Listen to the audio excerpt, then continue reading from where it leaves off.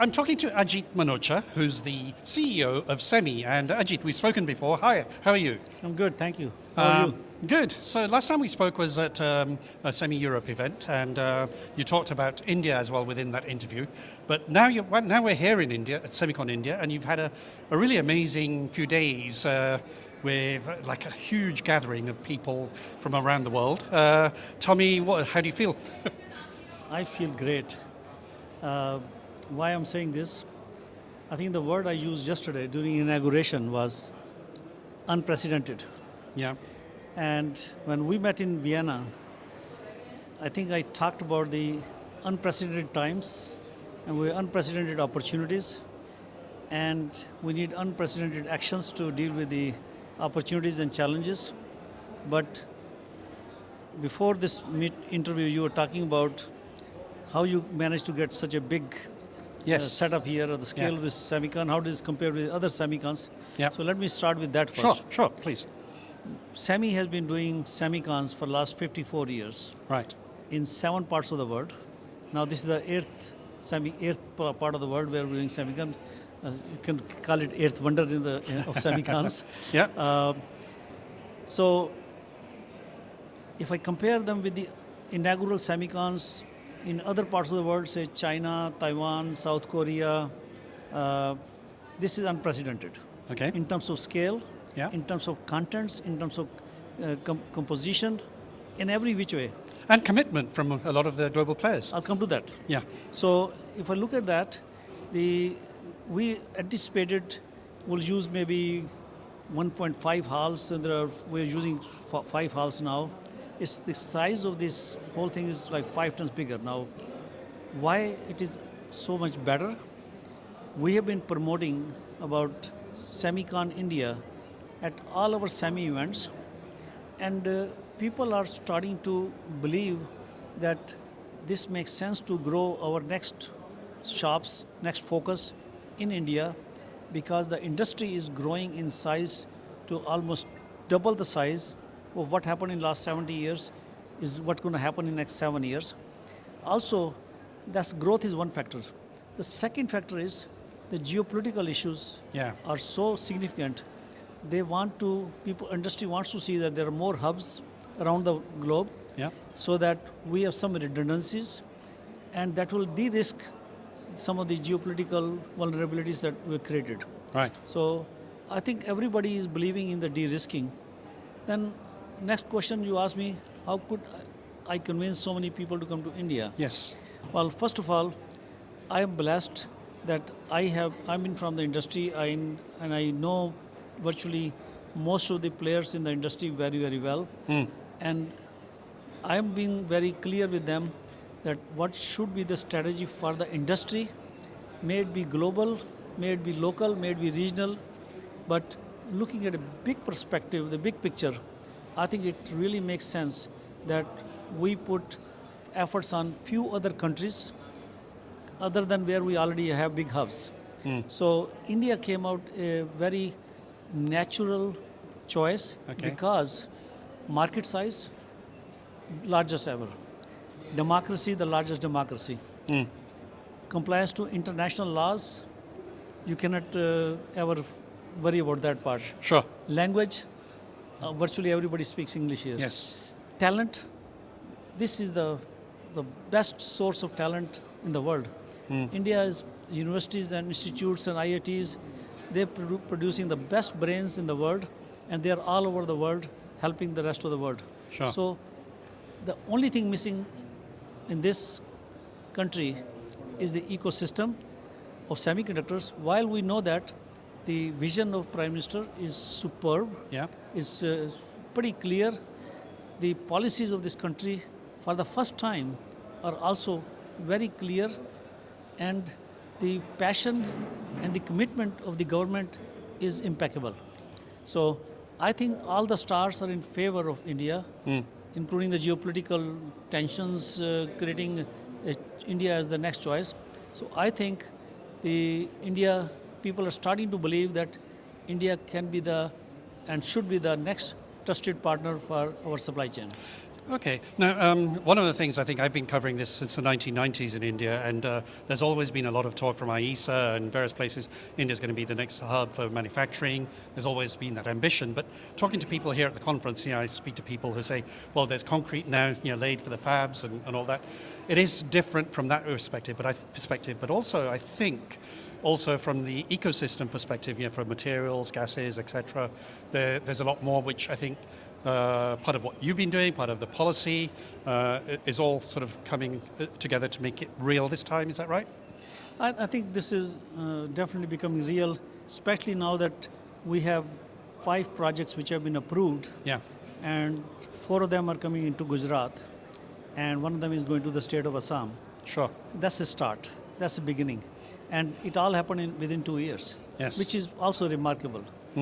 So I think the other states are also learning from the fellow states, our peer states, that they need to come up with their policies which will be competitive and probably try to be better than the others. So, which is healthy for the industry, healthy for the new companies to come into the country, healthy for the new business setups or business entrepreneurs to really drive into different states. But also, we cannot afford all the eggs in one basket, so everything should not be in one state. Just like in US, now the industry, because of the CHIPS Act, there's a lot more investment coming into US, so multiple states are stepping up. Yeah. So similar thing is happening in India and other parts of the world. Sure. So that's a natural thing and a great thing. So I think a lot of opportunities are there. If there's only small pie to get, I would say, let's not divide it into small pieces. Sure. But the pie is so big Yeah. that it will definitely make a lot of sense to have multiple shops set up in part of the world, if not only just India. Okay. Now, something I've been dying to ask you for the last 2 days. I've been coming here from my hotel, and driving down the Greater Noida Expressway, you see all these billboards with semiconductor manufacturing in UP, semiconductor manufacturing in India, the next big hub. You've got pictures of the Prime Minister and the Chief Minister, and all little semi sort of logos in all of these advertising billboards. It felt like driving down the 101 in Silicon Valley. Now, tell me, were you instrumental as SEMI in sort of ensuring that, or is this part of the Prime Minister's sort of slick marketing and campaign to make sure that people understand what he's doing? I won't take credit for all that because I was very impressed and inspired by all those billboards. I think they should leave them there for a long time. Exactly. And they should probably change the look and feel, the contents as we go along. But we need to inspire the people also. Sure. Because I was not going to bring this question here, this comment here, but I will say that, and I said it in a couple of other interviews, government has done its job and they're still doing it. Yeah. The industry has demonstrated their commitment to India. Now is the time to execute. Right. Execute. Yeah. Now is the people of India have to really look at this. This is a wonderful thing for the country because we have learned hard way that semiconductors is foundational for humanity. So 1.4 billion people of the country and 8 billion people of the world, they will all benefit with the strong, resilient supply chain of semiconductors and a grown market of 1 trillion by 2030. Sure. With big focus on AI, big focus on smart healthcare, big focus on quantum computing, big focus on automotive. So there's so many applications which will change the human life for better. Indeed. Now, finally, I just want to close on SEMI's role and your role, because you've been very, very active in helping all of this to come together. What's next for you in terms of what you're doing here in India? Well, first of all, on Tuesday, we had a semiconductor executive summit. Yes. Where we had SEMI brought more than 100 CEOs and CXOs from the entire supply chain.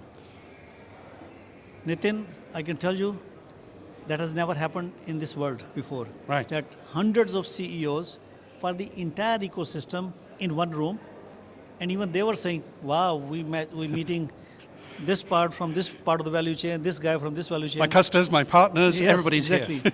Even the two competitors were talking to each other, saying that. And Sachin and so Anirudh. I think yes, exactly.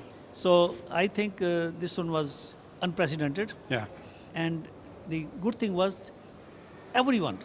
Normally you use the word virtually, like somebody is probably hesitant. I won't even use the virtually. yeah, Everyone was convinced that this is the right place for us to expand our business. Right. This is the right place for us to invest in this place because we need to have trusted partners and we need a resilient supply chain. And India has all the ingredients that they need, and whatever the missing parts is the ecosystem, we're here to fulfill that missing part. So I was very happy with the outcome of the meeting. I think I know that all the ministers were very happy, and more importantly, Prime Minister, in his remarks, said that he was really inspired and impressed with the participation of the ecosystem CEOs yes, in a roundtable with him, yeah, and he made certain comments yesterday also at the inauguration. I think all in all, this is a beginning. And to your question about what SEMI will continue to inspire the industry sure, about India, but I'm inspiring the industry for India is also I'm inspiring the industry for the world. correct, yeah, Because whatever happens for India will help the world. If things don't go right, it hurts the whole world also. Sure. So we cannot afford to not go do right here. We have to do it right, and first time right and every time right, to make sure that this industry goes to the path to 1 trillion without hiccups. Because there can be many other reasons to hiccups. I mean, I will say in closing that we found out during pandemic how vulnerable we are yes, because of pandemic, because of climate issues, because of geopolitical issues. It really choked the world yeah, with the chip shortages and all those things. the supply chain as well, yeah, We can't afford that kind of choke point again. sure, So we're very vulnerable. So we need to work on the resilient supply chain. So SAMI's effort, my efforts will be continue to help grow more hubs in the world yeah. in a structured way, in a way make sure that we can achieve the results we want. Thank Okay, you. well, thank you, Ajit. Thank you.